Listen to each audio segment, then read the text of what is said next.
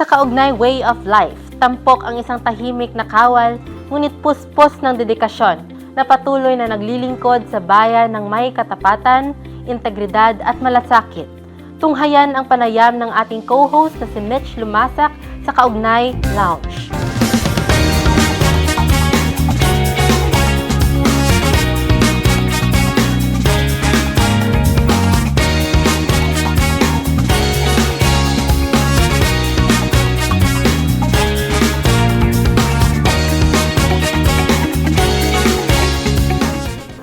Doon ako na kurso para makatapos ng pag-aaral kahit wala kaming baon, kahit wala kaming ulam na kaya doon ako na kurso na makatapos sa pag-aaral. Hindi lahat ng tagumpay ay may palakpak. May mga kwentong umuusad sa katahimikan. Sa araw-araw na pagpasok, sa tapat na pagtupad ng tungkulin, at patuloy na pagpili na magsikap kahit walang nakakakita. Isa siyang sundalong piniling manatiling simple sa loob ng organisasyon. Kilala siya bilang masipag at maaasahan. Sa loob nito, sa kanyang pamilya, siya ay may malinaw na layunin. Ang unti-unting iangat ang buhay nila.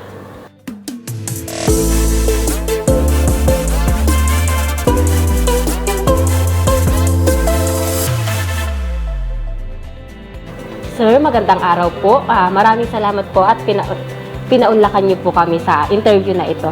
Sir, maaari po ba silang magpakilala? Magandang araw, Mitch. Ako po si Staff Sergeant JJA Perangcolio, 854113, Penal Service, Philippine Army. Sa Lokoyan, nakatalga sa OG-10, 7ID, Fort Magsaysay, Philippine Army. May asawa, may isang anak, at kasalukuyan nakatira sa Barangay Villamarina, San Jose City, Nueva Ecija. Sir, sino po ba si Staff Sergeant Perangcolio bago siya pumasok sa pagiging isang sundalo? Pwede niyo po bang ikwento ang about sa sarili mo, sa pamilya, hilig at mga talento niyo, sir? Unang-una po, nung nag-start po ako sa elementary ko po, ako'y nag-aral ng elementary sa Barangay Banyakaw, Bangged Abra, kung saan nilalakad namin araw-araw from 5 kilometers to 6 kilometers. Umaga, tanghali, tapos sa hapon.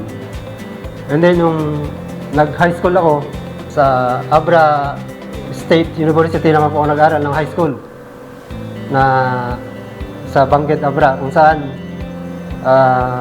nilalakad din namin yon. Tapos tumatawid pa kami ng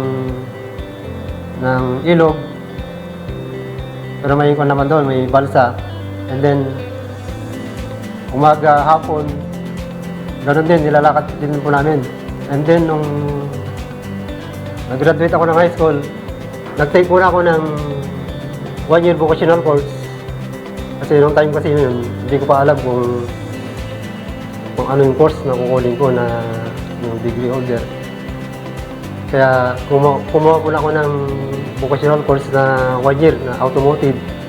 And then pagka-graduate ko ng automotive, saka ako nag-enroll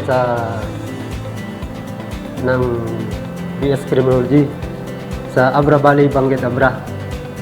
And then nung nag-graduate ako, 2003, habang nag-aaral kasi ako noon, nung 4th year college na ako, nag-exam na ako ng APSAT. And then nung nakapasa naman, so nung nag-graduate ako ng college, nag-apply na agad ako dito sa 7ID. Pumasok ako ng training nung September 1, 2004. So na-enlist kami nung April 27, 2005. Unang assignment ko na unit ay 48 IB. Kung saan nakabase sa may Barangay Calabonan, Baler, Aurora. Taga doon ako, sir. Ay, Sir, paano po yung naging journey niyo? Di ba, sir, sa pag-aaral nyo pa lang hindi ganun kaganda yung naging experience nyo dahil sa matinding hamon ng buhay, sir. Sir, paano nyo po nalagpasan ito at ano po yung naging mga naging inspirasyon nyo para magpatuloy po sa pag-aaral hanggang sa makatapos at maging isang ganap na sundalo, sir? Ang naging inspirasyon ko lang para gusto ko rin talaga makatapos ng pag-aaral para may iangat po yung buhay namin. Kahit naglalakad kami araw-araw, talagang doon ako na kurso para makatapos ng pag-aaral. Kahit wala kaming baon, kahit wala kaming ulam na kaya doon ako na kurso na makatapos sa pag-aaral.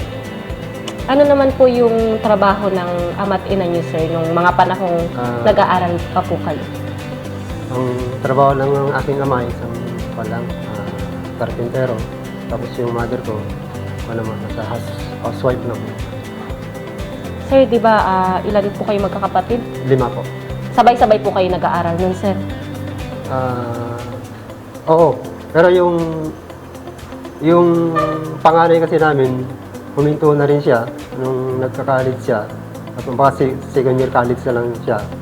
And then nag-apply sa Army, nakapasok naman po. Kaya siya yung tumulong sa amin sa pag-aaral. Siya na yung sumuporta sa amin para na maka-graduate kami. Actually, pangarap ko rin talaga maging sundalo. Kasi nung nag-aaral pa lang kasi ako, naging officers din kasi ako ng ROTC. So, parang naisa puso ko na gusto ko talaga magsundalo. Kasi bawat yung training kasi namin parang rin, military rin kasi kinalbo kami nung parang plebo. Although sinasabihin ako ng kuya ko na magsundalo, pero yung sa akin, parang gusto ko na talaga magsundalo. Pero yung si kuya ko naman, siya yung Parang ayaw niya, sir. Hindi, siya yung nagpurso rin na magsundalo ko. Siya yung nagdala sa akin dito sa Fort Magsaysay. In-endorse niya ako dun sa mga ka-unit niya dati para doon ako tumira. Hanggang sa nag-apply ako ng 1 taon. Actually, unang apply ko lang yun. Kaso yung unang batch kasi na hindi lang ako napasama nun. Sa pangalawang batch, doon ako napasama. Pero waiting list na kasi ako nun. Kumbaga, na reserve na lang kami. Ganun lang po. Parang umabot lang ng 1 taon yung pag-apply ko rin. Nung nakapag-apply ka na, sir, at nakapasok ka na, kamusta naman po yung buhay training ng isang pagiging sundalo? Yung training talaga mahirap kasi may mga nalulumuran. Actually, may umuwi nga sa amin noon. Kasi siguro from civilian to military, para may iba kasi yung mo doon yung takbo ng buhay mo, parang mabibigla ka kasi sa civilian hindi mo maranasan ng ganito. Pag nandun ka na sa training, parang ang hirap ang hirap na parang hindi mo kakayanin. Pero ang isip ko rin naman nun, kahit gaano kahirap, talagang tatapusin ko, andito na ako. Kasi yung talaga rin yung pangarap ko rin. Ano, sir, yung isa sa pinakatumatak sa isipan nyo na hindi ako mag-quit? Oo, yun. Kasi dahil sa hirap ng buhay na rin siguro, yun ang una kong inisip na kailangan kong maiangat yung buhay namin, yung pamilya namin, para at least pag nakapasok ako, matulungan ko man lang yung pamilya ko. Wala sa isip ko na kahit gaano kahirap yan, kahit gaano ka-rigid yung training, hindi ako susuko. Yun po yung ang unang assignment ko, 48 IB, nakabase dito sa Aurora pa dati siya. So, mahirap din yung maging private kasi andyan yung, ikaw yung rifleman, lahat ng trabaho. Siyempre, private ka, ikaw yung talaga, sa trabaho lahat ng mga, kasi ikaw yung pinaka-lowest mamal doon. Pero, okay naman yun, wala namang tanggap naman namin yun, private nga kami. Dito niyo po ba, sir, nakilala yung naging asawa niyo, sir, ngayon? O sa ibang destination? Oo, nakilala ko siya nung time kasi na may CSP pa. So, na-assign kami sa mga baryo-baryo. Ayan, target lock si sir, ah. Kasi doon sa kung saan ako nakatira ngayon, doon sa Villa Marina, sa San Jose, doon ako na-assign noon. So, doon ko nakilala si misis ko. Hanggang sa, nung nalipat ako ng 48, nung napunta ako ng 69, nag-report ako ang 69 kasi nakabase pa sa dati sa Davao. Sa Davao pa to. So, nag-report ako dun sa Paquibato District. Ayun na yung nangyari sa amin na nangunted ako doon. And then, na-hospital ako dito sa Panakan, sa area ng 10ID. And then, na-transfer ako sa Biluna. After ko sa Biluna, nung discharge na ako doon sa hospital sa Biluna, na-iyo na ako doon sa headquarters support group sa Philippine Army. And then may lumabas na order na back to unit na kami. So, bumalik ako dito sa 7ID. Ilan na po ang anak ni sir? Isa pa lang. Bakit isa pa lang po ang anak ni sir? Mahina ata si sir. Isa pa lang. Kahit gusto mo namin, siguro yung... Kamusta naman po kayo bilang asawa, sir? Okay naman po. Yun nga po, pag nakaka-uwi, doon, ginagamparan ko talaga yung pagiging asawa. Kaya pag nakaka-uwi ako, sinusulit ko talaga na mapagsilbihan yung asawa at anak ko. Lahat ng gagawin ko para sa kanila. Talagang bumabawi po kapag may pagkakataon na Opo. nakaka-uwi tayo. Opo. Talagang sinusulit po natin ang bawat araw Opo. nakasama yung ating pamilya. Opo. Sir, para sa iyo naman, ano ang ibig sabihin ng disiplina bilang isang sundalo? Para sa akin po, ang disiplina ay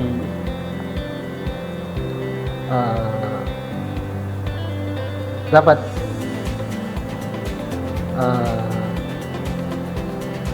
huwag kang gagawa ng ikakasama ng isang organisasyon o kaya sa sarili mo na lang. Dapat una-una dapat unahin mo sa sarili mo. Parang ako, kung wala kang disiplina, kahit magpasaway ka dyan, parang so dapat unahin mo na sarili mo bago kaya ang disiplina ay napaka-importante sa isang tao kasi doon pa lang makikita mo na yung ugali ng isang tao kung ano siya kasi makikita sa disiplina pa lang doon mo na makikita kung ano yung pag-uugali ng isang tao. Ano naman po ang inyong mensahe sa mga gustong pumasok bilang isang sundalo? Sa mga gustong pumasok sa Philippine Army, i-prepare nyo lang yung sarili nyo mentally, physically, and emotionally. Kasi minsan po kasi sa ngayon, may mga nag-undergo na ng training, pero doon pa rin may mga nakukuha pa rin may mga umaalis pa rin, nagki-quit. Kasi hindi nila nakayanan yung training. Kumbaga, from civilian to military ay parang nabago yung buhay nila. Ayan, sir. Dadako na po tayo sa fast talk. Ready ka na ba, sir? Ready? Sige, sir. Ito na yung fast talk. Sir, alin ang nauna? Itlog o manok? Manok. Magbakasyon o magtrabaho? Trabaho. Sa umaga, kape, gatas or tea? Tea. Battalion duty or division duty? Battalion duty. Android phone or iPhone? Android phone. Tagaluto o nilulutuan? Tagaloto. Weekend or duty? Duty. First break, second break, third break or no break? Second break. Ayan, waving na ang second break, sir. Ready ka na ba? Mag-gym o matulog? Mag-gym. Lugar na balak mong pasyalan kasama ng family mo?